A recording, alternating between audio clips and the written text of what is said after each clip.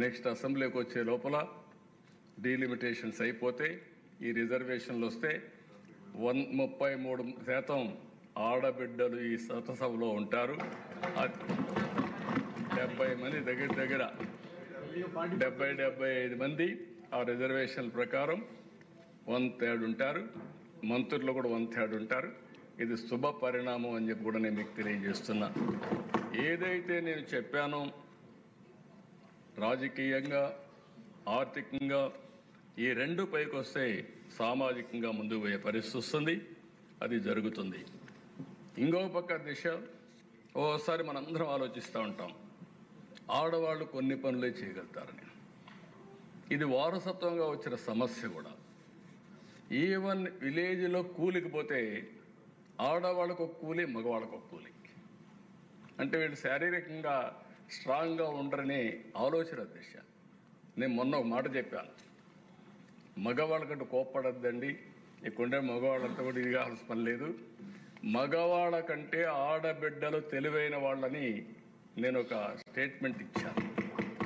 కొంతమంది నన్ను అపోజ్ చేశారు. చాట్ జీపీటీని అడగమన్నాను. చాట్ జీపీటీ అడిగితే అది చెప్పింది ఏంటంటే, మగవాళ్ళకి లెఫ్ట్ బ్రెయిన్ పనిచేస్తుంది, ఆడబిడ్డలకి రైట్ బ్రెయిన్ పనిచేస్తుంది.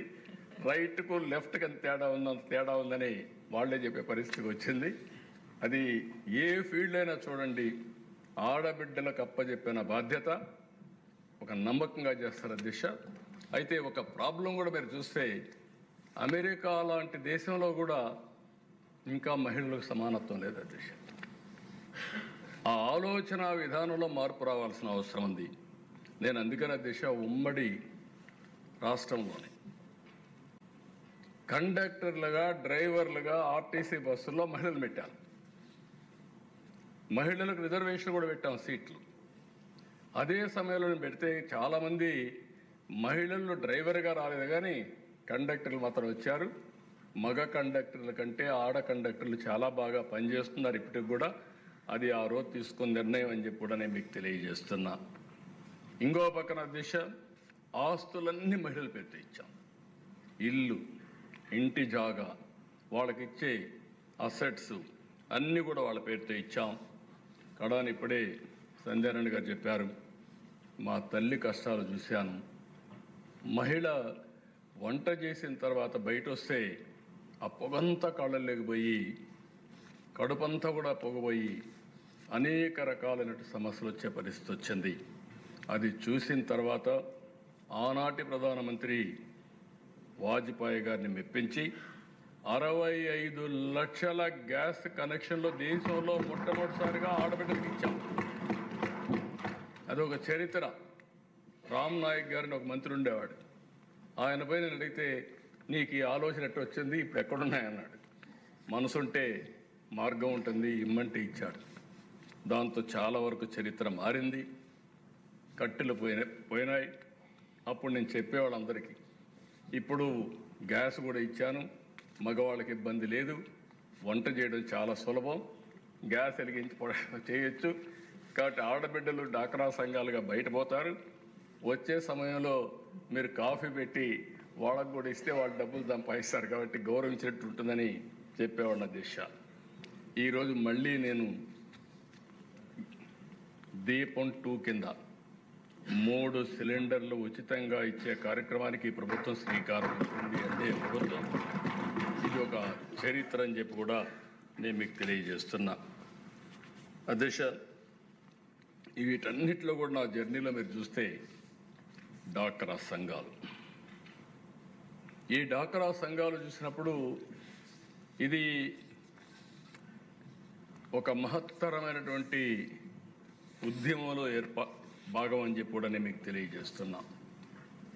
ఎవరు అధ్యక్ష? వీళ్ళందరూ చదువుకోనటువంటి ఆడబిడ్డలు, కానీ లోక పరిజ్ఞానంలో మాత్రం అందరికంటే ముందుంటారు. ఆ రోజు నాకు వచ్చిన కాన్సెప్ట్ గవర్నమెంట్ ఆఫ్ ఇండియాలో కూడా ఒక చిన్న ప్రోగ్రామ్గా తయారు చేస్తే నేను డాక్రా సంఘాలకు శ్రీకారం చుట్టాను.